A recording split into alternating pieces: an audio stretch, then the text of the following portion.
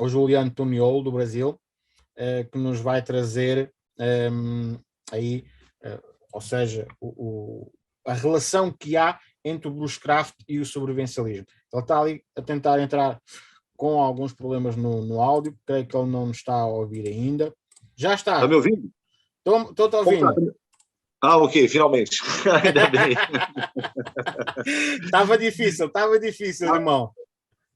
Eu sou uma maravilha com essas tecnologias modernas. Eu tinha que ter ficado na idade da pedra mesmo, viu? Não, tens que chamar o coisa, como é que ele é? O Diego, lá que está a ajudar nos podcasts. O Daniel. Daniel. Dani, me ajuda aí, velho.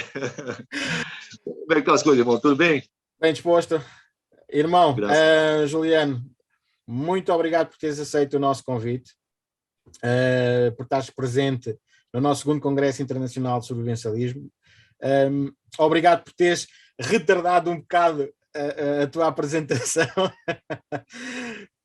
E quero-te agradecer imenso a tua disponibilidade para o dia de hoje e estares aí com uma diferença horária de 4 horas. Irmão, tu vens, apresento o Juliano Toniolo, portanto, que é da Escola Mestre do Mato, do Brasil, que vai nos trazer aí uma relação entre o bushcraft e o sobrevivencialismo. Irmão, a sala é tua, estás à vontade. Muito obrigado, meu irmão. Primeiramente, eu quero te agradecer pelo convite, dizer que é um prazer, uma honra enorme para mim em poder participar do congresso e estar aqui batendo esse papo com você, com o pessoal aí também. Quero saudar a todos que estão nos acompanhando aí pela internet de Portugal, do Brasil, onde quer que vocês estejam aí nesse planeta fora. Muito obrigado por estarem aqui. Um abraço para todo mundo aí. Sim, a gente vai bater um papo hoje sobre uma possível relação entre as técnicas de bushcraft e o sobrevivencialismo. Afinal de contas, há uma correlação, há uma paridade, essas áreas se sobrepõem em algum momento, então é sobre isso que a gente vai falar, porque para responder a pergunta já assim, de imediato, já de cara, eu acredito que sim, há uma possibilidade de que o bushcraft interaja com a área de sobrevivencialismo. Mas, para que isso fique claro, as pessoas têm que entender a natureza distinta de cada uma dessas situações. Okay? Tanto o sobrevivencialismo quanto as artes do mato, né, vamos dizer assim, os praticantes do bushcraft, possuem pontos em comuns, ok? Existem pontos que a gente consegue olhar para as duas práticas e perceber que, ok, esses caras estão falando mais ou menos a mesma coisa. No entanto, a natureza, como eu já havia falado, dessas práticas são distintas. A primeira coisa óbvia, vamos dizer assim, eu acho que torna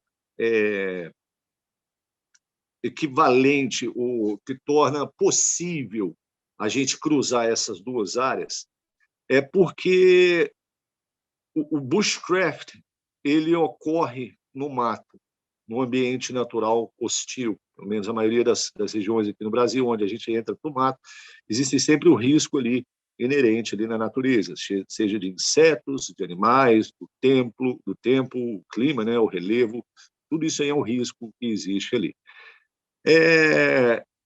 E o sobrevivencialismo também, por natureza, vai trabalhar com situações de risco, okay? Em que a vida de uma pessoa ou de um grupo esteja em risco.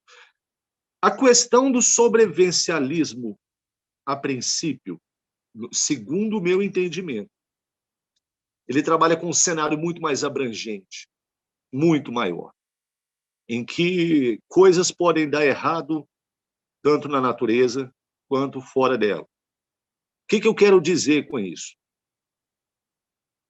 Um praticante do bushcraft, quando ele vai para o mato, se reconectar com a natureza ou treinar as práticas de bushcraft, ele está deixando uma sociedade que está funcionando normalmente. A sociedade não parou de funcionar. Ele está indo para o mato para fazer o que ele tiver que fazer lá e ele vai voltar depois para a vida dele normal, onde as coisas estão acontecendo e vão continuar acontecendo. No caso do sobrevivencialismo, a situação já é bem mais diferente. Vamos dizer assim, pode ser que haja um tipo de caos social, vamos colocar dessa forma, em que até o Estado venha perder boa parte do controle, ou talvez em certas ocasiões, em certas circunstâncias, até o controle todo dele, de poder gerenciar essas crises. Isso aí vai afetar as pessoas economicamente, socialmente. A gente tem vários exemplos na história da humanidade. A gente tem guerras, né, igual está acontecendo agora ali entre a Ucrânia e a Rússia. Você tem cidades inteiras que se viram em situação de sobrevivencialismo, vamos dizer assim, em que as pessoas foram privadas de água, eletricidade, internet, acesso à comida. A cidade está realmente sitiada. E isso não tem nada a ver com estar no mato. Estou dando todos esses exemplos aí, porque para poder mostrar que o sobrevivencialismo, as situações de emergência, ela envolve um escopo muito maior de cenários. A gente teve aqui no Brasil, alguns anos atrás, a greve das polícias militares e civis, e que tornaram a questão da segurança pública um problema enorme para a maioria das pessoas, né? A gente teve, alguns anos ainda mais recentemente, também a greve dos caminhoneiros, que impediu o abastecimento, dificultou e deixou o abastecimento de supermercados de gasolina bastante prejudicado. Então, tudo isso aí acontecendo na cidade. A gente tem todo verão no Brasil. Infelizmente, ocorrem deslizamentos em cidades, em costas descem, partes da comunidade ficam isoladas. Em Brumadinho, alguns anos atrás, comunidades inteiras se viram isoladas por conta do rompimento de uma barragem de detritos. Então, a situação de sobrevivencialismo, o escopo de cenários é muito maior, ok? Você está lidando com coisas, como eu falei, com situações em que não vai ser apenas uma pessoa, um pequeno grupo que esteja com aquela pessoa que vai ser afetado, mas isso tende a afetar de uma maneira muito mais ampla a sociedade, a população local, e como a gente já mencionou aí nesses exemplos, às vezes até países. Então, primeiramente, para a gente começar a perceber onde que essas áreas vão se cruzar, a gente tem que separar primeiro cada um no seu quadrado, igual a gente costuma dizer aqui no Brasil, cada um no seu balaio, para depois a gente ver onde que esses pontos se perpassam. Então, tendo dito isso, a gente olha agora para a questão do bushcraft. Como eu falei para vocês, o cara que vai entrar para o mato para se reconectar com a natureza, seja através de simplesmente contemplação, ficar lá observando a natureza, ou mesmo praticando algumas técnicas, ele vai entrar num ambiente onde ele vai ter muito pouco controle, ou controle nenhum, que é o ambiente natural hostil. Então, ele vai ter com ele, se ele for uma pessoa precavida, ele vai ter algum tipo de kit de sobrevivência caso a prática do bushcraft ali dê algum problema, dê alguma zica, né? Como a gente costuma dizer aqui no Brasil, ele vai ter um kit de sobrevivência que vai poder ajudá-lo a se manter ali com vida durante um tempo. Isso é algo mais possível de acontecer para o praticante do bushcraft, ok? Você, por exemplo, você vai aqui para a Serra do Cipó, em Minas Gerais, no verão, e durante o dia um sol bravo, calor para caramba, 30 e tantos graus. Chega no meio da tarde, no final da tarde, dá uma tempestade de verão, vem uma tromba d'água, e aquele riacho que você atravessou pouco tempo atrás vira um rio e se torna impossível de você voltar, você vai ter que passar uma noite ali naquele mato, naquela situação ali. Se você tiver levado consigo um kit de sobrevivência com meios modernos, você vai poder resolver o problema de abrigo, água, fogo, tudo de uma forma bem rápida, com bastante economia de tempo e calorias. Se você não tiver tomado essa precaução e tiver dependendo de certa certas técnicas de bushcraft para poder tomar conta desses aspectos que vão afetar diretamente, mas imediatamente a sua sobrevivência, você já corre um risco enorme de não conseguir dar conta desses aspectos básicos, abrigo, água, fogo. Por quê? Vamos lembrar o seguinte, é muito legal quando a gente está vendo vídeos no Instagram de bushcraft, ou mesmo no YouTube, você vê o cara no meio da mata, fazendo fogo com arco e broca, né, o boldril, e construindo aquela cabana de tora, de madeira e de vegetação de pinheiros. Aqui, Paulo, para nós brasileiros, nós aqui da América do Sul, a gente tem uma certa... Como que eu posso dizer isso? A gente tem uma certa... um brilho no olhar quando a gente vê esse bushcraft europeu sendo praticado nas matas, por causa daquela cara de lenhador, essa coisa, sabe, de montanhas da Europa. E o engraçado é que, conversando com amigos ingleses, eles falam a mesma coisa quando eles veem a gente na selva tropical, olha, eles estão na selva, né? Ou seja, parece que a grama mesmo é sempre mais verde do outro lado da colina. Mas a gente acha muito legal isso, quando vocês estão aí na Europa praticando bushcraft. E a gente sabe, eu já passei um tempo aí morando na Europa, também no Reino Unido, e a gente sabe que em certos locais aí chove bastante, mesma coisa aqui no Brasil. Onde eu estou, nessa região específica de Minas Gerais, não. Isso é uma exceção. É metade do ano seco, metade do ano com chuva. Parou de chover aqui, por exemplo, choveu dezembro, janeiro e fevereiro, e praticamente não choveu mais depois disso. Então, aqui agora é muito fácil fazer fogo. É isso que eu estou querendo dizer. Se eu entrar, ontem eu passei 2 dias no mato aqui, e para fazer fogo ali, eu fiz o fogo com o atacante, o aço e quartzo, né? A isca estava perfeita. Eu estou até upando um vídeo que deve ir ao ar em algumas semanas, vocês vão ver que o fogo, ele explode, a coisa explode assim, de tão fácil que estava. Algumas semanas atrás, eu estava ministrando um curso de sobrevivência nível intermediário, onde os alunos tiveram a oportunidade de aprender e treinar as técnicas de fogo primitivo, de fricção, e também foi muito fácil acontecer. Tão fácil que eu acho que prejudicou e prejudica o treinamento, a ponto de eu como instrutor, virar para eles e falar assim, essa não é a realidade, na maioria das vezes, nem na maioria dos locais aí no planeta. Você vai conseguir fazer fogo desse jeito, porque aqui está tudo perfeito, as condições de umidade estão perfeitas, a isca está sequinha, a madeira está sequinha, maravilha. Agora, volta aqui, nesse mesmo local, em dezembro, janeiro e fevereiro, e tenta fazer fogo. Ainda mais se tiver que retirar o material do local. Não vai conseguir. Mesmo se você trouxer esse material seco de casa, as chances são de que esse material vai absorver a umidade do ar e vai tornar muito difícil ou quase impossível a obtenção de uma brasa. Então, isso é só para dar um exemplo que certas técnicas de bushcraft, como no caso que a gente está citando, a produção de fogo primitivo, elas não são garantidas.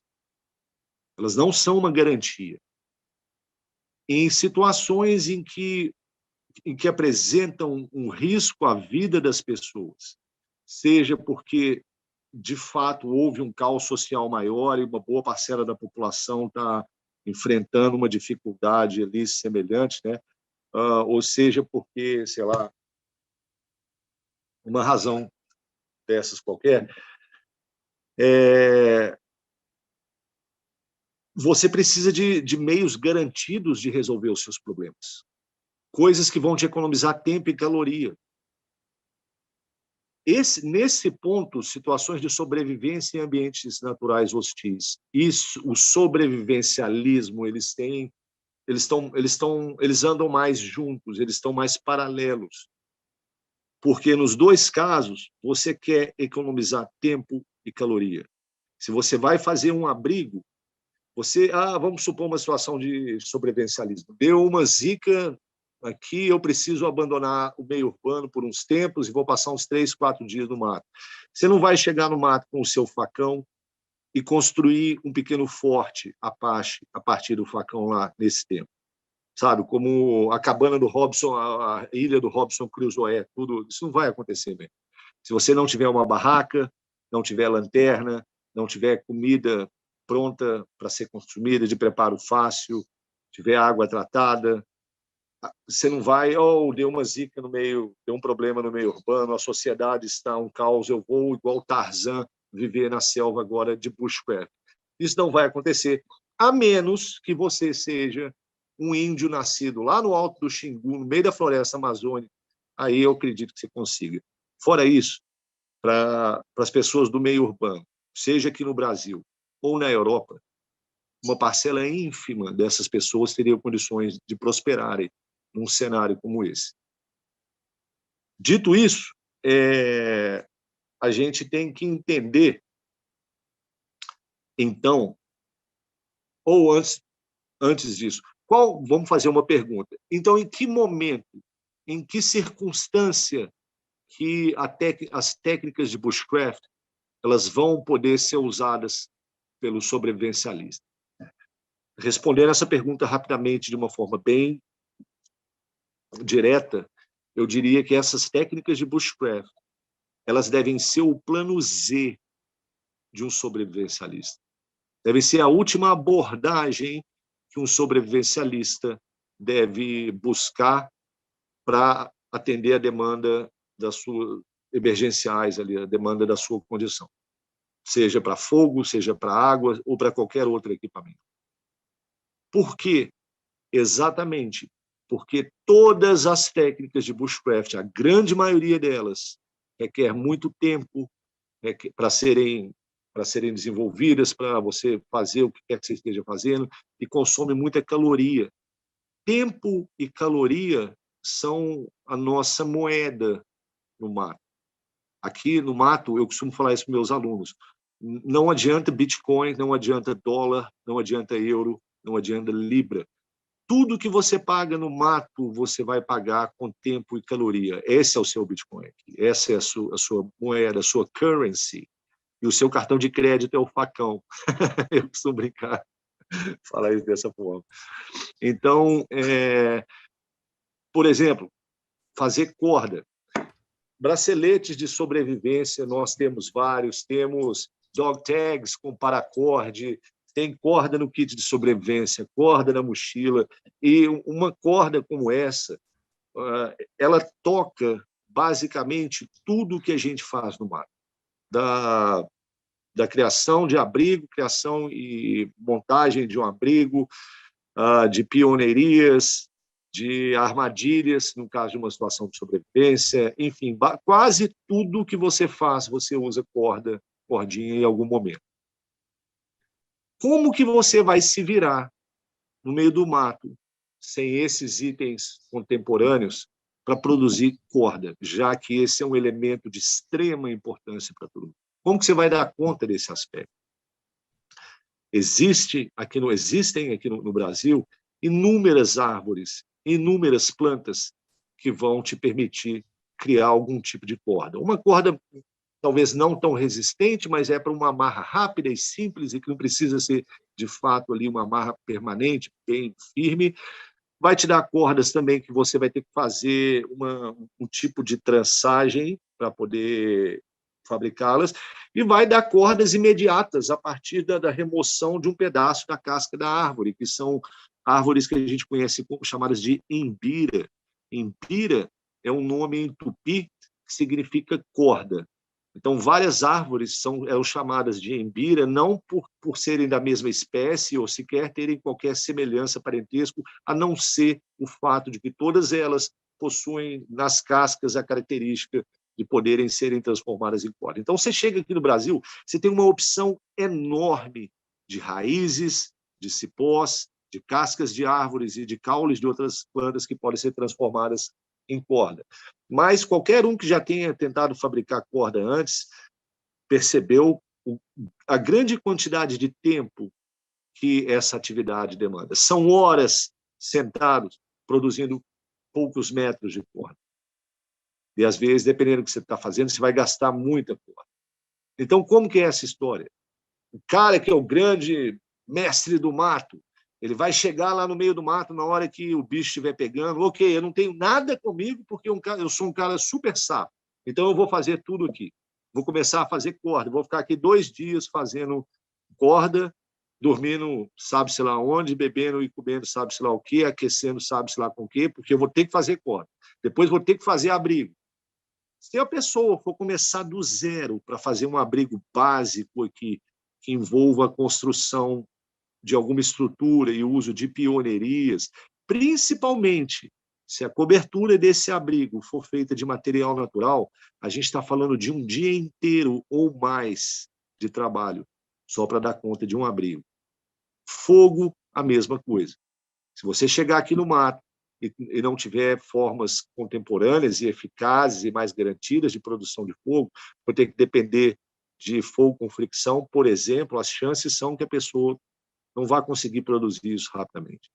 E, assim como eu estou falando, todas essas técnicas vão requerer muito tempo, muita energia e alguma caloria para serem obtidas.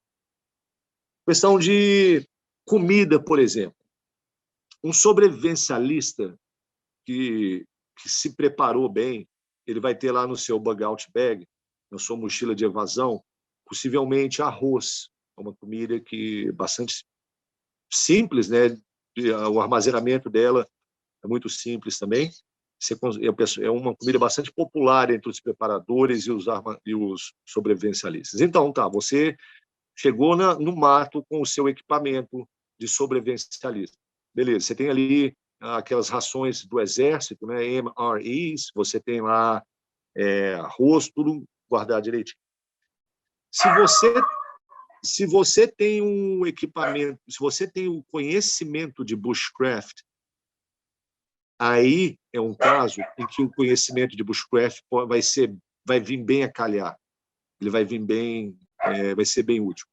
Você pode procurar, por exemplo, alimentos do local, alimentos naturais, plantas, frutas, raízes, que vão permitir você se alimentar e poupar os seus recursos. Porque também você pode ter feito uma mochila para 72 horas e acabar tendo que ficar lá mais que 72 horas. Você vai comer toda a sua comida, vai usar tudo que você tiver ali de uma vez? O ideal é que não. O ideal, a mentalidade correta para qualquer pessoa que esteja numa situação dessa, ou de sobrevivência em ambiente natural hostil, ou numa situação de sobrevivencialismo, em que ela busque refúgio no meio rural, no mato, a ideia é que aquela pessoa poupe os recursos que ela levou consigo.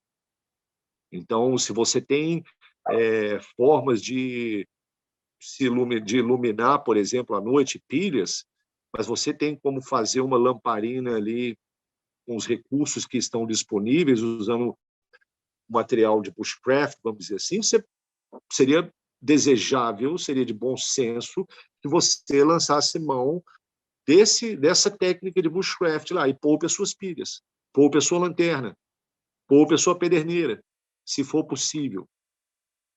Você não deve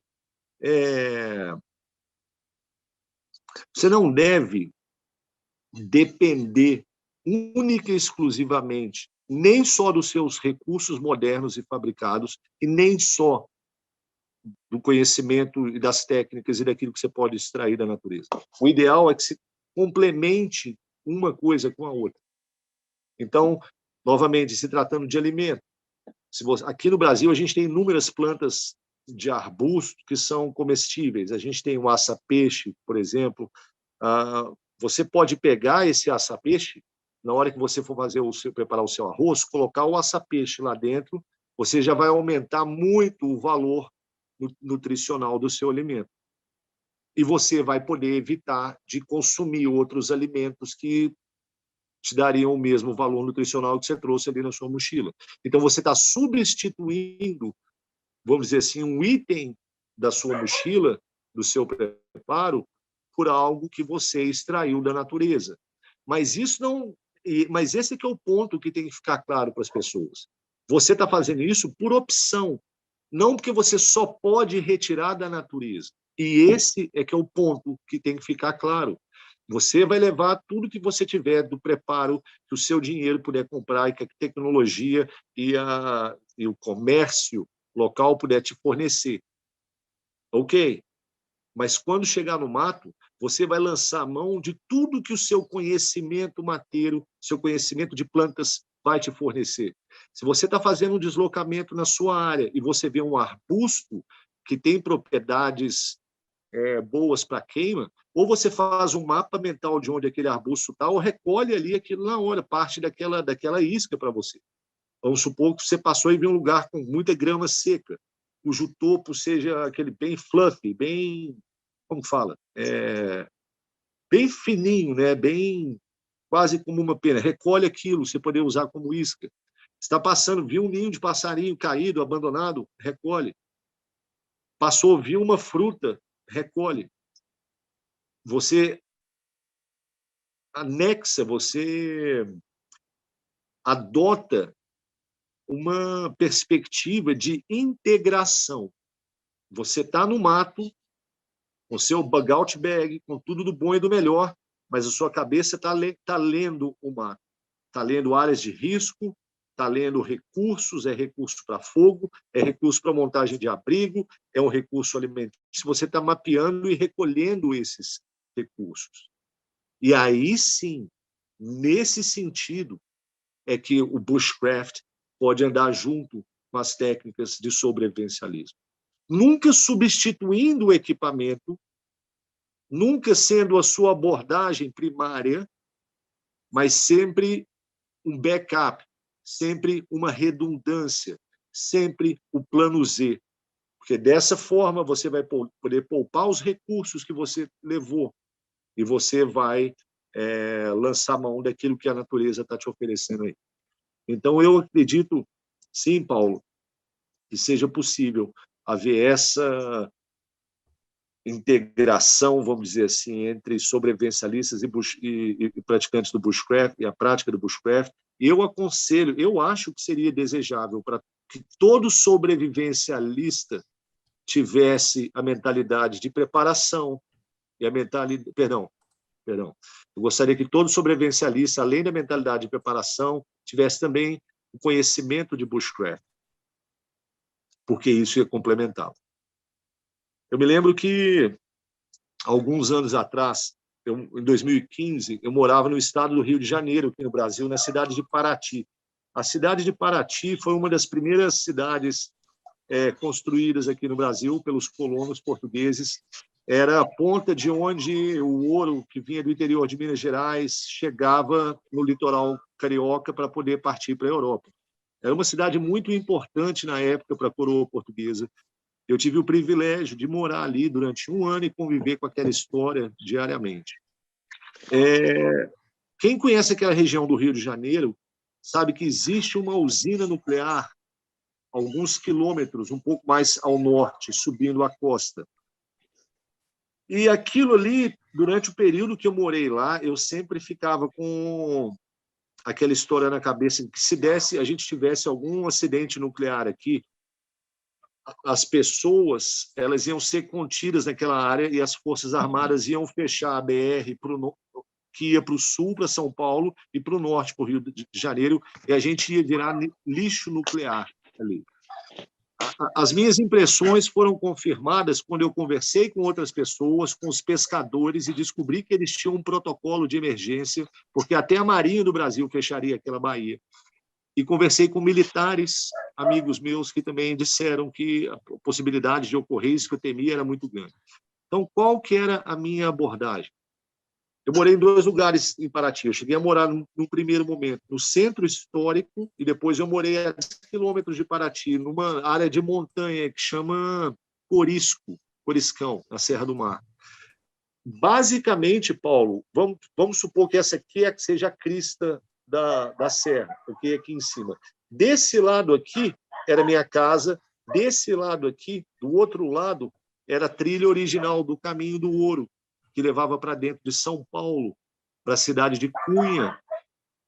Eu tinha, na minha residência, 2 mochilas, bug-out bags, montadas com tudo que a tecnologia e os meus recursos financeiros me permitiam adquirir para aquele tipo de preparo.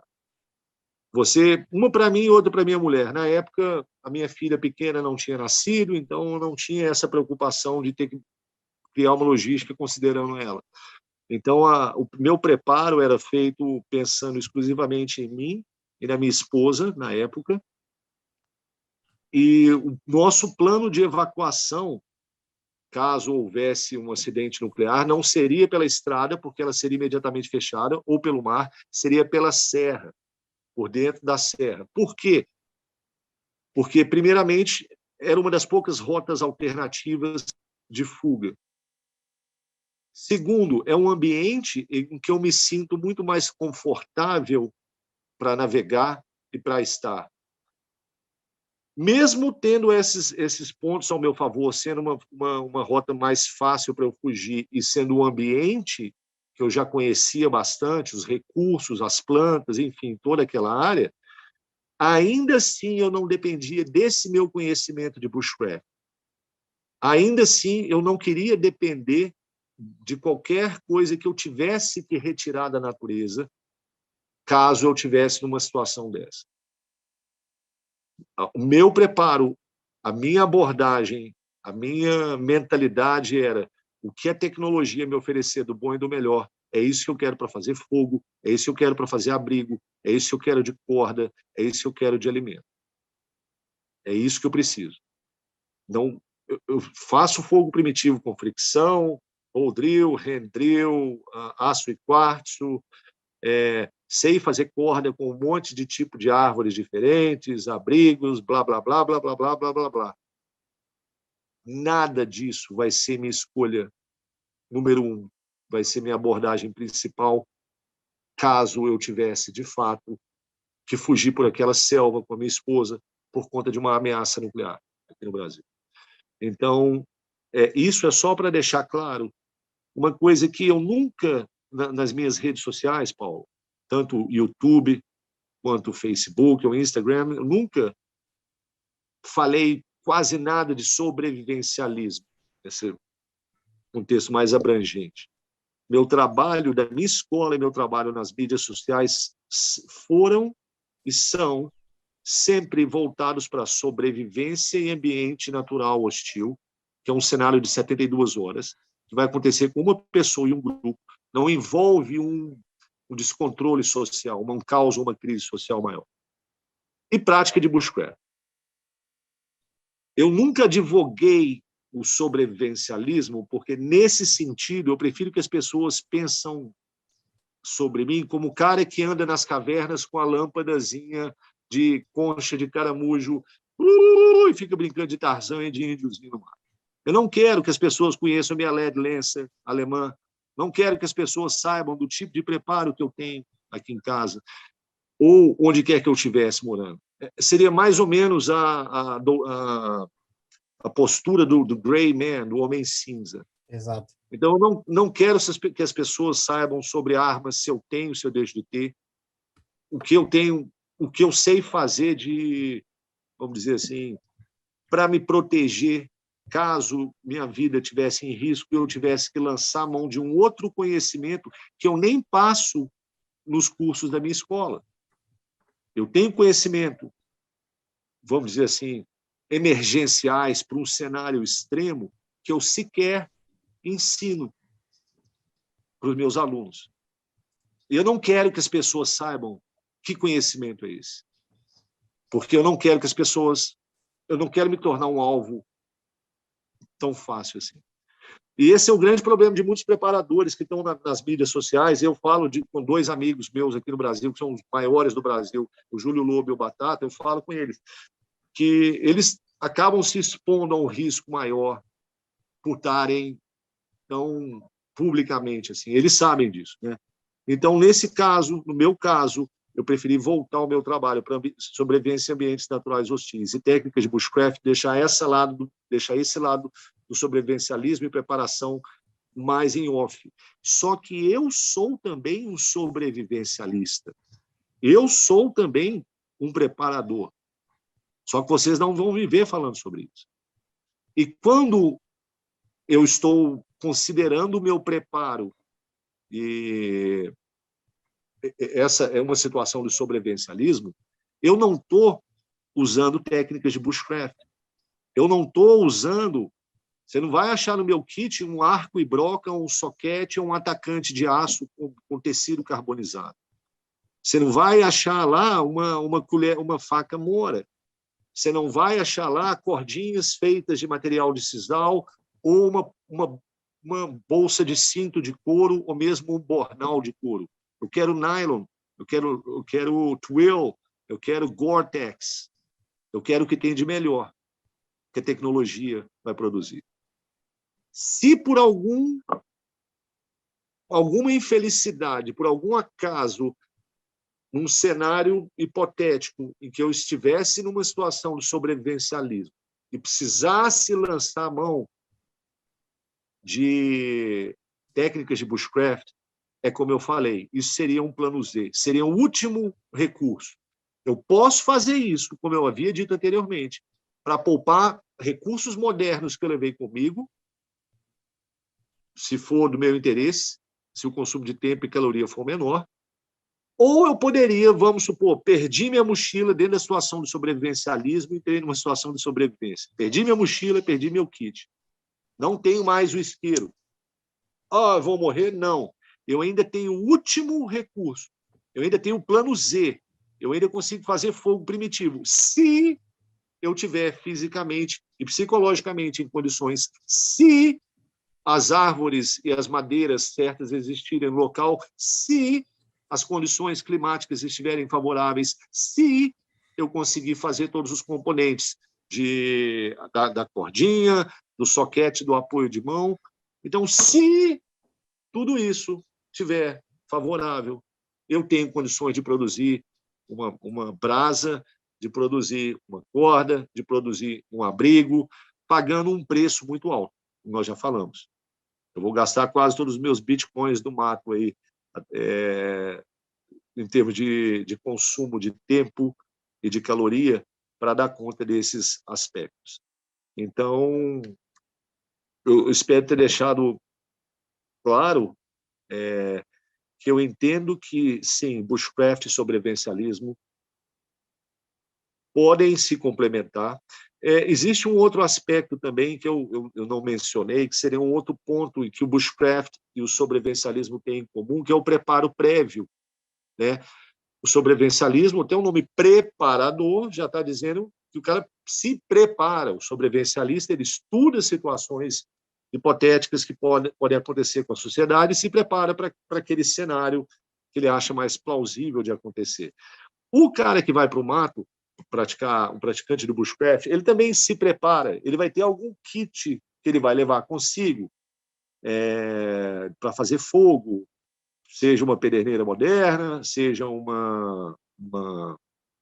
arco e broca, um atacante, ele vai ter uma faca, vai ter ali uma barraca, e esses elementos são parecidos. Uma pessoa de fora que olhe para um preparador, um sobrevivencialista, ele vai ver que tem barraca, que tem uma mochila, que tem faca, que tem lá, às vezes, uma roupa camuflada, uma coisa assim. Ele olha para o praticante do bushcraft, vê a mesma coisa. Olha, ele também tem uma mochila, ele também tem uma roupa verde, ele também tem uma faca, ele também tem uma barraca. E acham que é a mesma coisa. Mas não é, como eu já falei. A natureza do bushcraft, isso segundo o meu entendimento, eu tenho gasto um tempo considerável analisando e estudando essas questões todas. A natureza do bushcraft, a função, se a gente pode dizer isso, que existe uma função, uma razão, caso exista, é reconectar a pessoa com a natureza. E isso acontece de inúmeras formas. Já para se reconectar com a natureza, você vai ter ali embaixo um eixo de técnicas e equipamentos, que é o que chama a atenção no YouTube, que é o que chama a atenção no Instagram. É a faca, é a bota, é a mochila, é a técnica de fazer fogo, a técnica de fazer abrigo, a técnica de fazer entalhe com brasa, blá, blá, blá. Esse eixo técnica e equipamento tem um apelo muito grande para as pessoas. E o foco e a atenção maior, inclusive mercadológica, está nesse eixo. Só que o mais importante não está nesse eixo, está em cima, é como se fosse uma pirâmide. Você tem esse eixo técnico e equipamento aqui embaixo, o ápice dela é a reconexão com a natureza. Então, tanto as técnicas quanto os equipamentos, eles vão dar apoio para a pessoa, para ela ir para o mato e poder se reconectar com a natureza. E é essa parte do bushcraft, esse eixo aí, que eu acredito que tenha um apelo maior para o sobrevivencialista, enquanto algo que ele possa, em inglês tem o termo fall back to, ele possa buscar proteção, possa buscar refúgio, possa retroceder caso a circunstância assim demande, caso ele consiga substituir qualquer item que ele tenha trazido por algo que essas técnicas, esse conhecimento de bushcraft possa fornecer. Eu acho que é mais ou menos isso que eu tinha para dizer, Paulo, em termos de sim, são áreas distintas, existem pontos em comum entre elas, como o preparo prévio, como tipos de equipamentos, mas são áreas que necessariamente têm escopos diferentes, têm, como é que eu diria, abordagens diferentes. O que não quer dizer que elas não possam ser usadas, mas com, como é que eu diria, com entendimento de que técnicas de bushcraft não são garantidas. Técnicas de bushcraft consomem muito tempo e caloria. E técnicas de bushcraft, se você for alguém responsável por sua vida, devem ser a sua última escolha, seu último reduto, caso você precise de lançar mão dessas técnicas. Seria essa a ideia.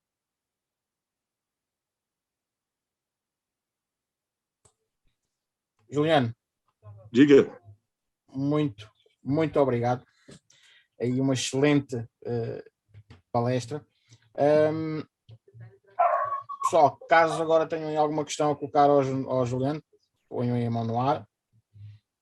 Aproveitem aí para fazer perguntas agora, galera. Aproveitem agora. Visita a Portugal. Pergunta como uma visita para Portugal. Meu irmão, eu estou devendo essa visita para vocês há muito tempo. Eu estava conversando com o João Carmo em 2020, quando eu estava morando na Inglaterra, e a gente estava combinando de se encontrar. Ele iria para a Inglaterra e depois eu iria para Portugal. Ainda não tive a oportunidade, o prazer e a honra de fazer essa visita para vocês ainda, mas eu prometo a vocês, eu vou tentar fazer isso em breve, passar um tempo aí com vocês, finalmente eu poder conhecer as matas do nosso querido Portugal e essa terra tão boa, cuja herança é tão presente aqui nas nossas vidas até hoje. E nós estamos cá para receber o Juliano, beber um cafezinho no mato. É sempre aquele ponto importante. Demorou. E aqui em Minas a gente tem um café muito bom. Eu vou levar para vocês um café do Cerrado, café mineiro. Vocês vão gostar. Vai sair todo mundo falando uai, depois vocês beberem o café. Uai. Pessoal que está aqui no Zoom, não sei se alguém tem alguma questão a colocar ao Juliano sobre aquilo que ele teve a falar. No YouTube também não sei se alguém quer colocar alguma questão, já sabem que é por Superchat para uma maior visibilidade da pergunta e, claro, apoiarem o canal também, que faz falta. Irmão, uma questão. Achas importante... Tu focaste bem nisso e disseste, mas é importante, portanto, quem pratica o sobrevivencialismo, saber todas as técnicas, ou seja, o sobrevivencialismo abrange várias temáticas e várias técnicas. Consideras que o bushcraft também é uma das técnicas, apesar de ser a última na lista, mas é uma técnica importante também as pessoas aprenderem as artes do mato, porque nunca se sabe quando podemos perder aí a nossa mochila, ou quando iremos necessitar de saber algo ancestral. Portanto, é muito importante focar, e aquilo que tu focaste bem, que é as pessoas se confundem um bocado as coisas de ser como é que eu ia dizer, de ser sobrevivencialista e de ser bushcraft, e por aí fora. Portanto, temos que nos focar que sobrevivencialismo é uma coisa, bushcraft é outra, e por aí fora, no qual tudo se engloba ao fim e ao cabo. Portanto, é muito importante aquilo que tu disseste e falaste tudo aquilo que alguém com a tua estrutura no bushcraft tem para dizer. Eu agradeço-te imenso as tuas palavras. Não sei se mais alguém tem alguma coisa a perguntar ao Juliano. Está tudo tão calado, acho que ficou tudo ficou tudo coisa.